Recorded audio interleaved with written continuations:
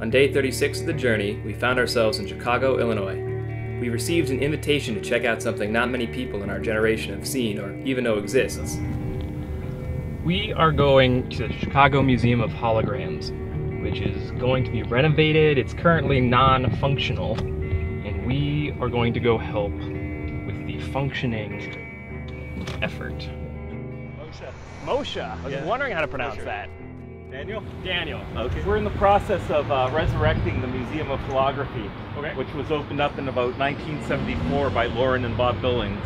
She basically built up the museum and acquired the world's largest collection of holograms before she was swindled out of everything at the age of 86. She lost her home, her museum, and the holograms. We've since acquired the contents of the building. The museum had shut down in 2009, and now we own the contents, and we're sorting through them all with the objective and the mission of resurrecting the Museum of Holography in another location. Cool. This building's getting converted to a bed and breakfast. So there's a lot of construction going on the inside now, and we're housed in 2 bubble rooms where we've got the collection. All right, let's get started. Okay, awesome. Come on this way. It's an old building, it's dank. The tubing here was donated to help circulate clean air into the bubble rooms that protect the museum specimens from the construction occurring within the building. Without the bubble rooms, contamination and particulate in the air can damage these one-of-a-kind pieces. Then it's Lauren and Bob Billings. You'll find those street signs throughout Chicago that still point to the museum. This is the contribution box. It's a hologram. You can rotate around the object, you can look inside the bag, you can watch a hand go in. So a hologram, unlike a photograph, captures the entire light field bouncing off of an object, not just a single plane. A hologram is like pressing clay into someone's face, and then you have the entire light field in 3 dimensions. So it's not actually there, but you see how you can see all the different angles? It's pretty cool, eh? Okay, so the basement is where the Holo Lab and offices existed. This was the Museum of Holography's office. There are tons of papers here. We are going to get archivists to come in, librarians, to sort through all of this stuff. There's a huge story to be told. We're just uncovering it all now. So feel free to look around, you'll find some pretty cool things. When the museum was purchased by its previous owners, all the assets were piled into the basement with the intention of being trashed or sold for scraps. Moshe launched a rescue program with the help of volunteers to catalog and properly transport each item to a new location. The volunteers are in a race against time to save these artifacts before the building is repurposed. This is the workshop area for the Museum of Holography. They invented a lot of their own technology here. So we've been sorting through this. This is our last area to get through. A lot of this stuff we don't know what they used for, how it gets used. It's almost like stepping in the future, but we're stepping into the past to technology we don't even know about. So like you'll find like boxes and stuff. You know, what was this a control panel for? What did they do with this thing? Did it create holograms? Did it move something? The 360-degree hologram was invented in Chicago. Chicago used to be the hub of holographic technology and arts. So there's just so much stuff. Benson and I were speechless for most of the tour. There was so much history in this building that had been hidden away for so many years. Here's what's been recovered so far from the basement. You'll see, for example, you'll find a piece of glass. And this looks like it was a commercial piece of glass. If I shine a light on it, then you guys can find the angle. Yeah, it looks like a mat. There it is. Okay, so the people that work here are all old.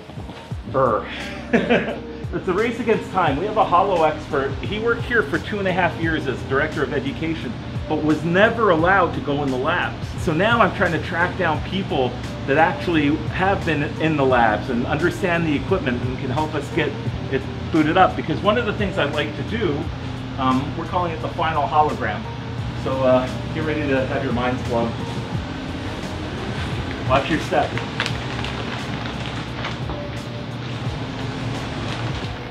This room was one of the 5 labs where holograms were created. 3 were destroyed, and breathing is nearly impossible in the other due to poor ventilation. These tables were solid concrete that sat on air tubes to limit any possible vibrations that may ruin the hologram creation process. Moshe and his team hope to create one last hologram in this lab before it's destroyed. '74 is when I believe they opened it. They bought the building about '72. And then in the '70s, things started to get really hot with holograms. Holograms were invented in 1942. So they've been around a long time. If you think about it, humans were making three-dimensional images using lasers before digital cameras were invented, which is kind of weird. It's almost like aliens visit us or something, but it seems like we left ahead. But in the '70s and the '80s, things started to die down because holography is an art, and for the most part, it's also used in scientific and military applications. But art sort of peaks and fades. Holography definitely is bottomed out. But now with the advent of Microsoft's HoloLens, every other week there's another holographic or holography announcement in the newspaper. So the awareness is starting to pick up. We got to check out our first bubble room on the 3rd floor, where a lot of large machinery is stored. The 360-degree hologram was invented in Chicago. It required producing holograms from film reels. It took about 2,100 frames to produce a 360-degree image. Back here, this is a box for the lasers. Those are lasers.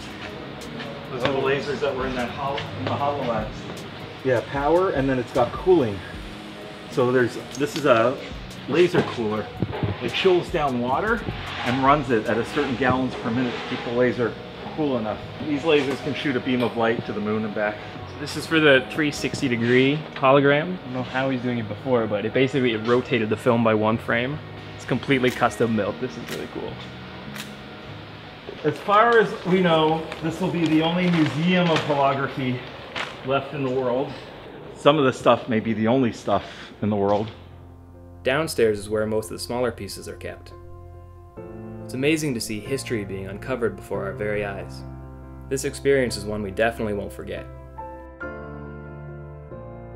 When I go into these missions, I run a group called the Monks of Invention, and our business plans are always one word: serendipity. We don't know how long it's going to take, we don't know how it's going to happen, we just say, here's an end goal that we have, this crazy idea. Who wants to help? And then it's people coming forward, and with love that stuff gets built. So like all the environmental stuff, that was Celtic Environmental's donation.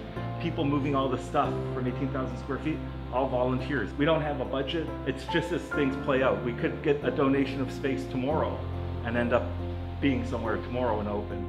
Due to the construction resuming around us, we had to cut the tour short. After resealing the bubble rooms, we headed outside for some fresh air. Moshe and his team will be hard at work for the next few weeks as they continue their search for a new location. To find out more about the future of the Museum of Holography, or to find out how you can help, check out the links in the description. Thanks for watching. If you like what we're doing, please subscribe.